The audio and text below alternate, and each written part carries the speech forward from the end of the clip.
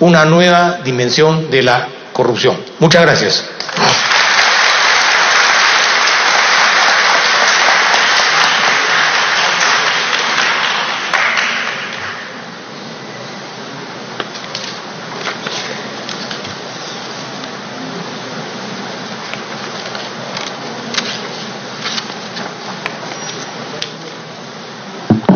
Agradecemos la excelente intervención del doctor Luis Lamas Puccio, quien nos ha puesto de manifiesto una visión global del fenómeno de la corrupción.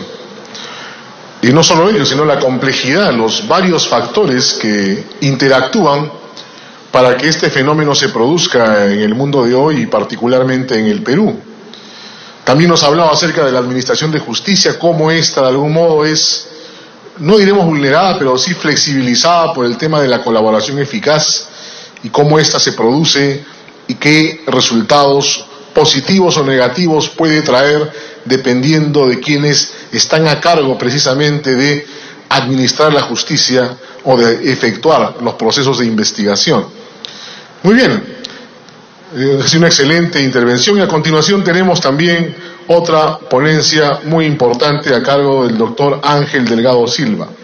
Él nos va a hablar acerca de los negocios en infraestructura, los contratos de obra pública y las concesiones otorgadas a Odebrecht, ¿no? Cómo así esos mecanismos permitieron gestar este tema de la corrupción. El doctor Ángel Delgado Silva también ya es bastante conocido por todos nosotros.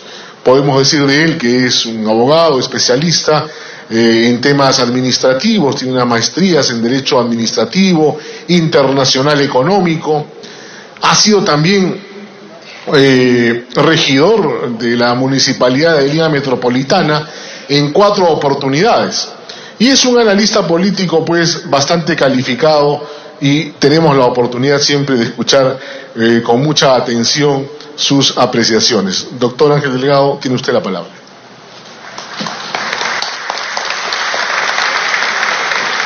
Muy agradecido a todos ustedes por su presencia y especialmente a nuestra anfitriona del día de hoy, la congresista Ginny Vilcatoma, porque creo que este tema es trascendental para la vida política del país y el hecho de que una prensa interesada y sectores de opinión comprometidos quieran echarle un manto de opacidad y olvido, creo que esta mañana y esta tarde un grupo de peruanos, en lo que aquí el doctor Lamas Puccio decía, templo de la democracia, debemos ratificar nuestra terca voluntad de luchar sin desmayo hasta que este tipo de tropelías contra el interés nacional, el permitir que una empresa que ha desgraciado el sistema político nacional, que ha desfalcado los fondos públicos y humillado la conciencia y el sentir nacional, pueda seguir operando libremente en nuestros medios. Por eso, totalmente de acuerdo con el nombre, con la consigna que orienta este evento, por un Perú sin Odebrecht.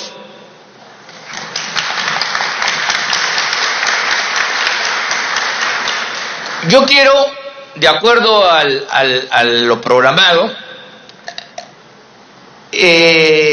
entrar a analizar cómo la mega corrupción, la corrupción en gran escala, ha sabido utilizar determinados instrumentos y mecanismos jurídicos en sí positivos o inocuos, valiosos, y los ha sabido tergiversar para poder llevar adelante sus negros propósitos.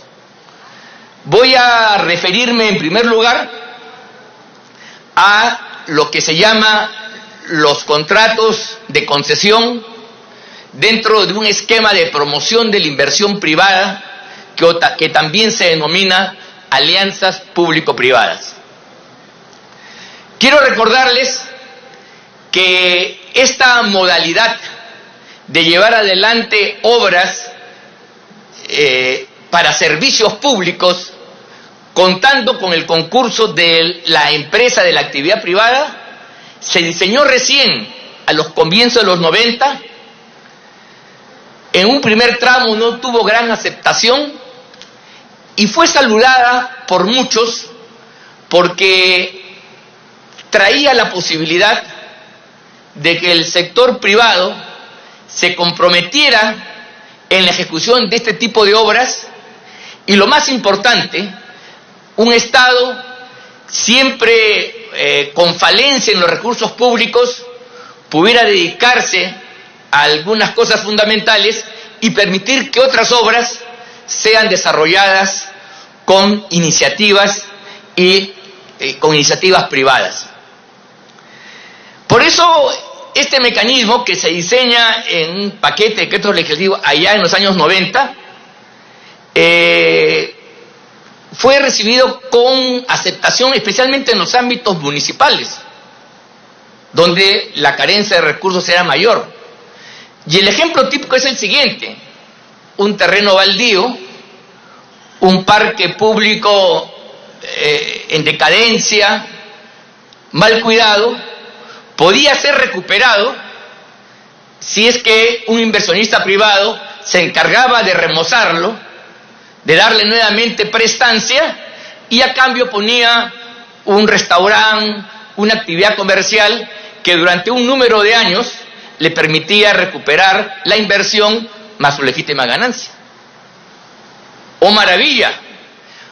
Porque hasta antes de esa fecha, de estos años, las únicas formas en que se llevaban a cabo las obras en el sector público eran a través de los concursos y la contratación pública estatal, que tiene una legislación especial, mediante la cual cuando el Estado quiere llevar adelante una obra y el Estado quiere desarrollar un proyecto, llama a un concurso público, a una licitación para ser más exactos, y entonces los interesados, las empresas, quienes tienen expertise en esta materia, participan y de esta manera ejecutan la obra.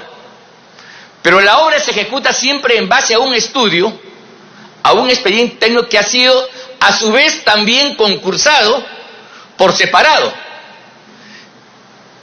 Hay empresas de consultoría en ingeniería que son las encargadas de hacer los expedientes, los planos, los proyectos, y entonces, una vez que se tienen los proyectos, el Estado, en función a los recursos que tiene, va llamando, va haciendo concursos, licitaciones, para llevar adelante un paquete de obras. Un Estado previsor es aquel que tiene un bagaje amplio de proyectos y, en función a los recursos que va alcanzando, al mejorar la recaudación, empieza a llevar adelante su programa de obras. Ese es el método tradicional, el método clásico, y esta forma, entonces, añadía, porque permitía que un conjunto de acciones, de áreas que no estaban a veces en la prioridad del Estado, pudieran ser atendidas mediante la participación de la inversión privada en obras para estos servicios públicos. Y entonces la cosa más o menos tendía a funcionar bien, aunque en honor a la verdad no ha habido grandes ejemplos, pero sí quiero mencionar uno porque el otro día estuvimos por ahí, el ejemplo de la Huaca Puyana, que como todos ustedes saben es un proyecto que se alimenta, se remoza, todo el proceso de recuperación de este monumento arqueológico con el restaurante correspondiente, ¿no? Entonces, este es un modelo simpático, positivo. Pero ¿en qué momento se tergiversa este tipo de mecanismo?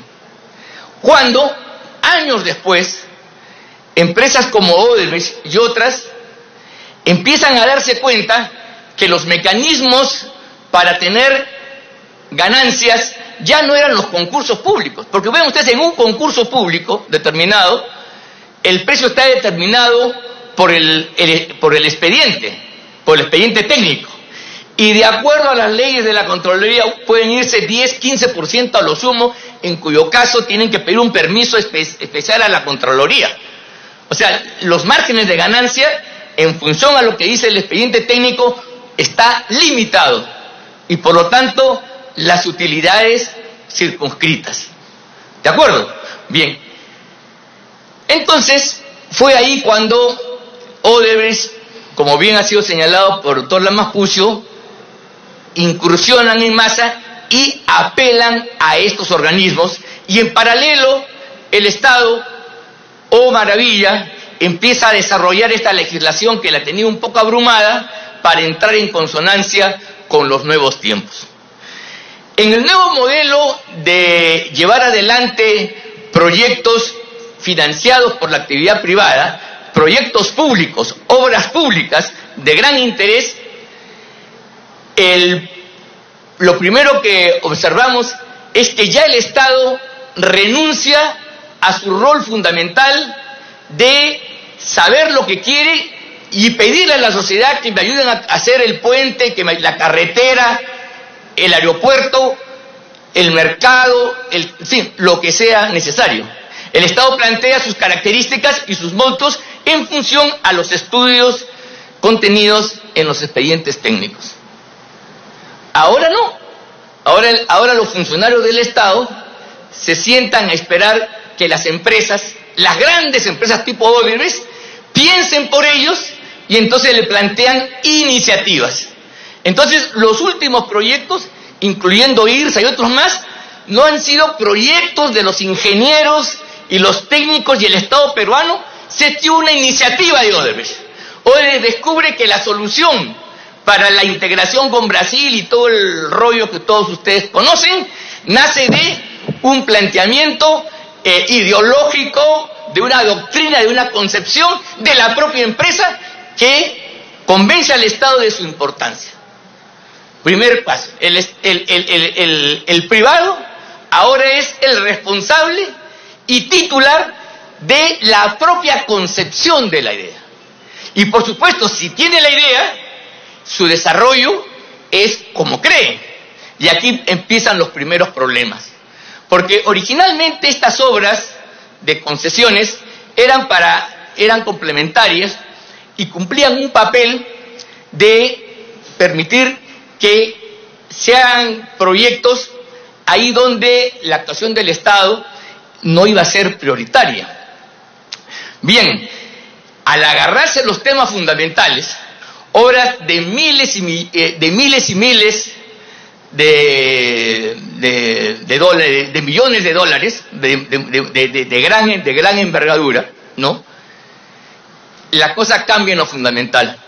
Entonces, la empresa no solamente tiene la idea, bueno, hasta ahí podría, sino la empresa hace el diseño. O sea, el diseño para la transoceánica es hecha al 100% por la empresa postora. Y por supuesto, se hacen unos diseños al máximo. Si no le pusieron mármol a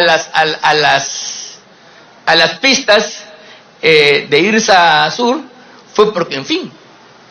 Pero, por ejemplo, hay denuncias que la línea metro del 2, hay excavaciones innecesarias hasta 50 metros, cuando hay zonas que podría ir el material rodante en superficie, ahorrando significativamente recursos, y además, para sorpresa de muchos, resulta que este metro es uno de los 4 en el mundo que tiene un piloto automático y no tiene los mecanismos convencionales de ser dirigido.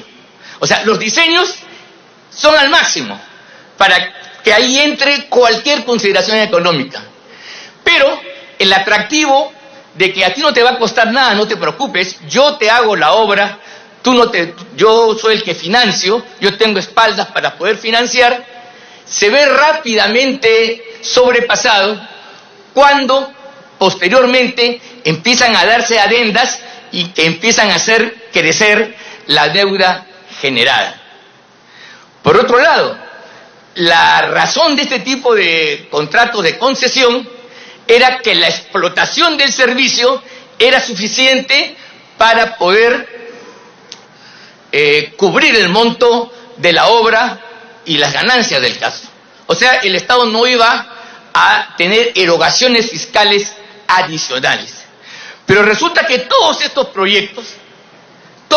proyectos desarrollan, a diferencia del modelo original de concesión, unas cláusulas donde hay un fondo de compensación, en el cual se dice más o menos que si no se alcanza por la vía del peaje a cubrir los montos del repago de la obra, en el curso del tiempo, el Estado abonará la diferencia. Entonces, en estos proyectos ya no interesa el peaje. Es perfectamente sabido que por la Transoceánica del Sur, ¿no?, pasa un número reducido de vehículos, más bien pasan por ahí las ardillas y los venados. O sea, no genera. Pero eso no le interesó a Odebrecht al momento de hacer sus cálculos. ¿Por qué? Tiene la cláusula que le permite que la diferencia por la no recaudación del peaje va a ser asumida con fondos públicos. ¿Se dan cuenta? Por eso, si la Transoceánica, con todo lo inoperante del mundo, se hubiera desarrollado por la vía de una obra pública, por la vía de la contratación pública, el Perú hubiera sido estafado probablemente con unos 1.800 millones de dólares. Pero como lo hicimos por un mecanismo en el cual no había que poner recursos y nos iban a pagar después, ¿no? Hoy este proyecto, proyectado hasta el año 30 y tantos, casi 40, va a costarle al Perú más de 7.000 millones de dólares.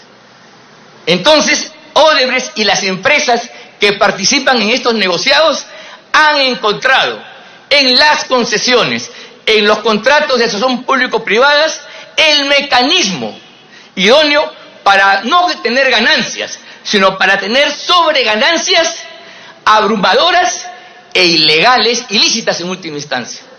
Este es el tema de fondo.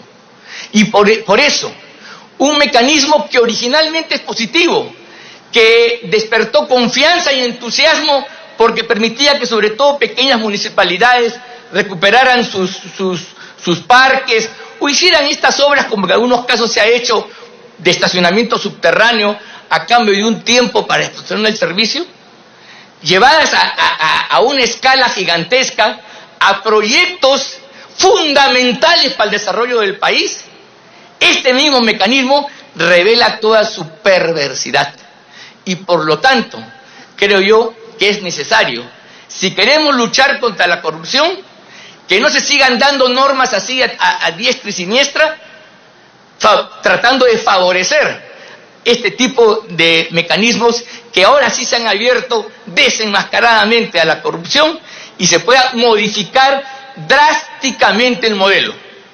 Y en todo caso, que renovemos y volvamos a la contratación pública, que es un mecanismo que con todos sus vicios y problemas nos parece más transparente y mucho más directo. Y como el mal ejemplo cunde, yo no puedo dejar de decir esta mañana la preocupación que tengo cuando hace un día, 2 días, escuché al alcalde de la ciudad, al alcalde metropolitano, cuando le preguntan ¿qué va a hacer? Y entonces dice que va a hacer la continuación de la vía expresa. No solo porque es un proyecto que viene de la época de Andrade y un poco más inclusive estuvo planeado así en los años 60, en la época de Bedoya, ¿ya?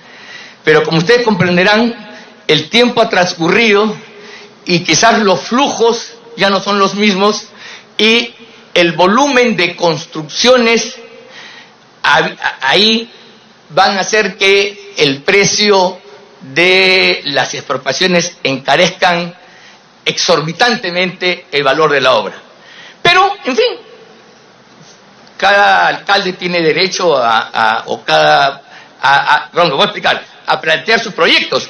Lo que no tiene derecho, ahora sí voy a explicar, es a utilizar este mecanismo de concesión que estamos aquí denunciando esta mañana para vendérselo a Lima como un gran proyecto, más una cláusula anticorrupción al costadito.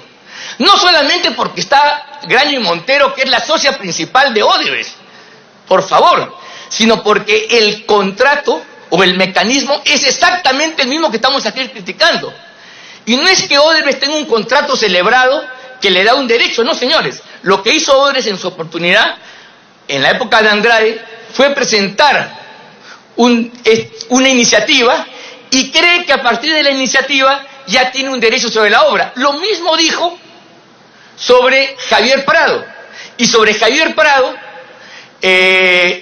tenía la peregrina tesis de que ninguna municipalidad ni el Estado podía ejecutar ninguna obra porque esa obra, ese tramo, esa vía, Javier Prado, le pertenecía. O sea, tú no podías ni ampliar el carril ni poner una planta sin permiso de los señores de Graña y Montero. Felizmente la municipalidad, ante la inoperancia del proyecto, declaró ya caduco y liquidó esta concesión. Pero la concesión de la vía expresa, que por algo Alberto Andrade no la puso en marcha, hay que empezar en eso, no, y que se judicializó,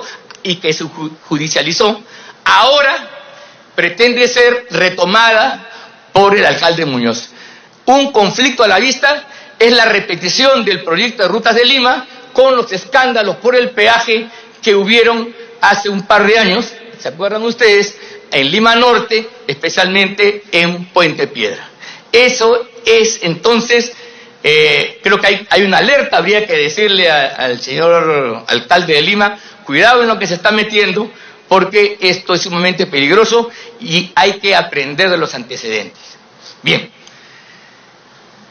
Entonces vean ustedes cómo aquí se tergiversa, ¿no?, una institución, los contratos de concesión que pueden ser válidos en sí, yo no estoy en contra de ello per se, ¿no? Las alianzas público-privadas pueden ser válidas en sí cuando se cambia la escala y se las convierte en un parapeto para impulsar proyectos corruptos con sobreganancias ilícitas.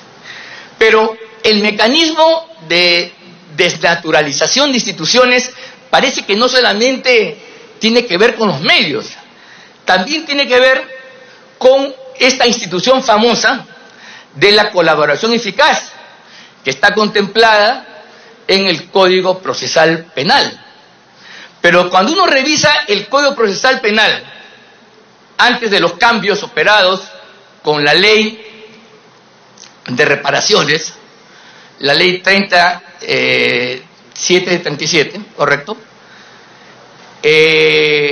Uno analiza, ¿no?, y se da cuenta que la colaboración es un mecanismo, ¿no?, que implica a personas naturales, personas como usted y yo, de carne y hueso, que cuando cometen un delito, son investigados, procesados o condenados, tienen la oportunidad de brindar una información valiosa, delatando a otros superiores e importantes, y entonces van a tener algunos beneficios de tipo penal.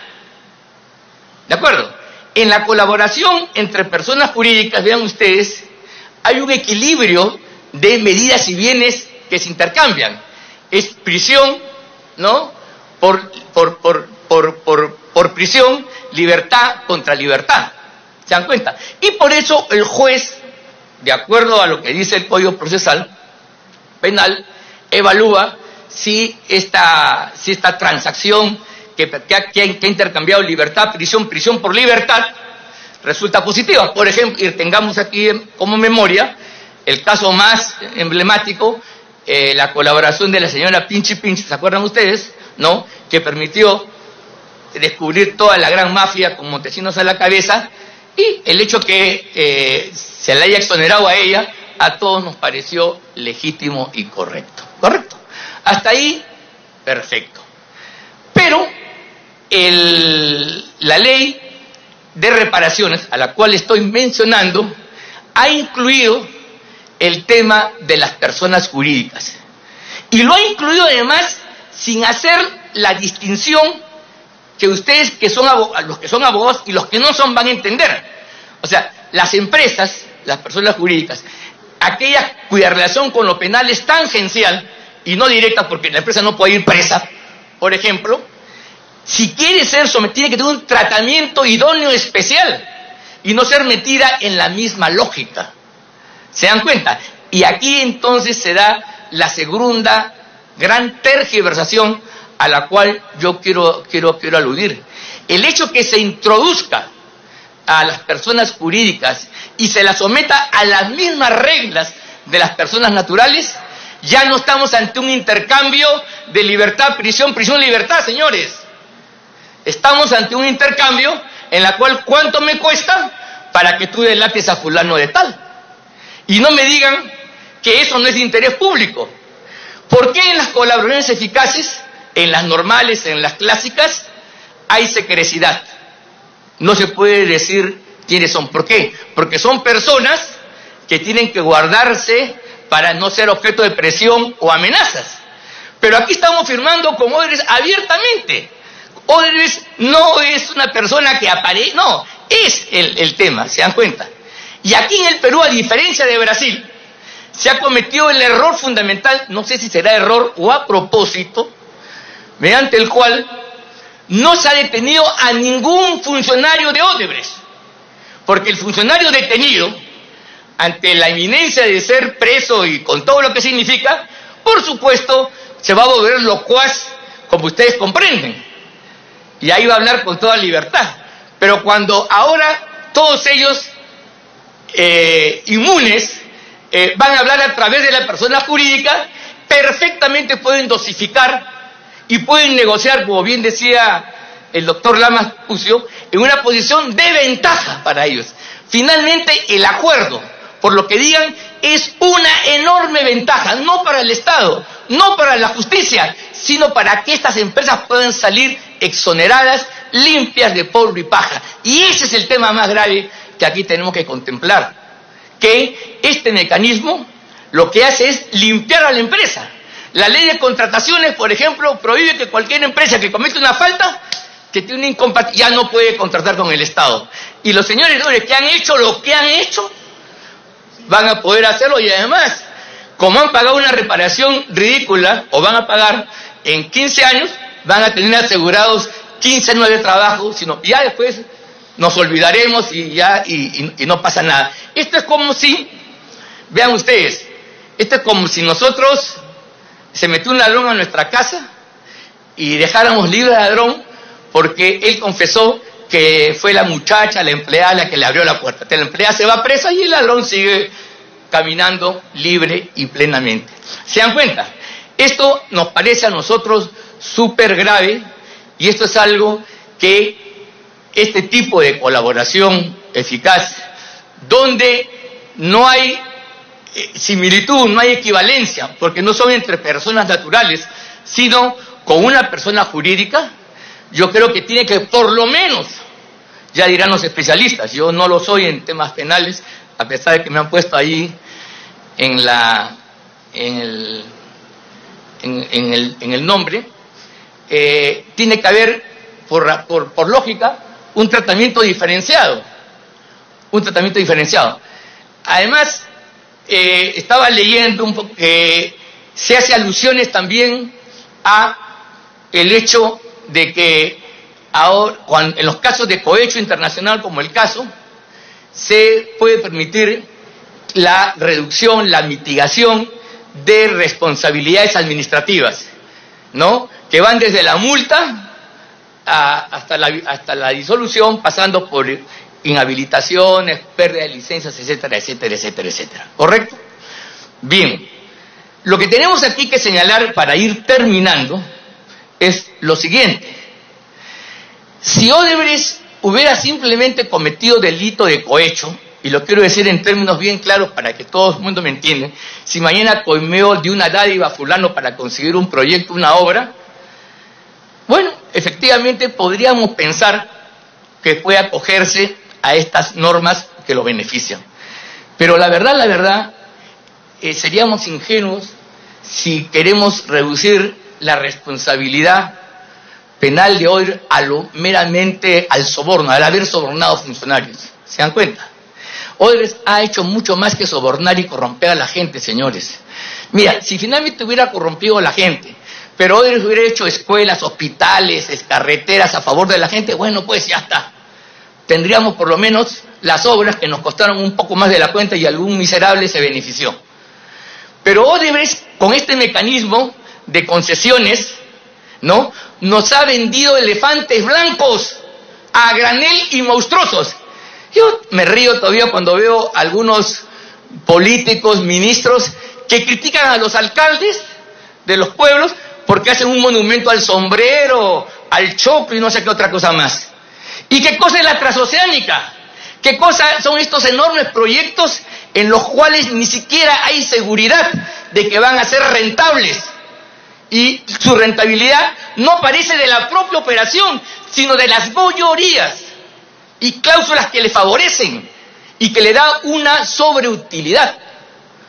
Por esa razón, entonces, yo soy un convencido que esta acta de colaboración al Estado, no sé si se va a llegar a algún puerto en descubrir a alguien que están obsesionados, pero lo que sí estoy convencido que es una afrenta gravísima al interés nacional. Y que por esa razón, porque Odebrecht no ha sido simplemente una empresa, Odebrecht debe irse. Nos dirán los que defienden a Odebrecht desde las tribunas, desde el Estado, desde la prensa, que por encima está la verdad, por encima está la justicia, y que nosotros somos unos mezquinos todos porque estamos pensando en soles más, soles menos. Como bien decía la congresista Vilcatome en un juicio que yo lo comparto al 100%, si se trata de eso, planteemos entonces que Odebrecht no pague un centavo de la ridícula reparación que se le han puesto. Para que diga todo, pero no, ni un sol, ya que no nos repare nada. Pero, a cambio de eso, que se vaya porque no puede seguir operando en nuestro medio, luego de haber producido los destrozos y todavía por 15 años más. Creo que este es el tema de fondo y por esa razón creo que este acto tiene una trascendencia que va a ir mucho más del claustro y debe permitir seguir en una lucha en la cual todavía somos pocos, pero en la medida que el tiempo vaya evaluando las cosas que aquí estamos señalando, va a ser esto la vergüenza, como el acta de Talara, la página 11, esas páginas horribles en las cuales, o el contrato Grace u otros que ustedes recuerden en la historia de nuestro país. Por todo eso, entonces, creo que la cuestión es sumamente clara. Odebrecht no puede seguir trabajando en el país y si no quiere que no pague ninguna reparación porque el daño que ha hecho es sencillamente inconmensurable. Muchas gracias.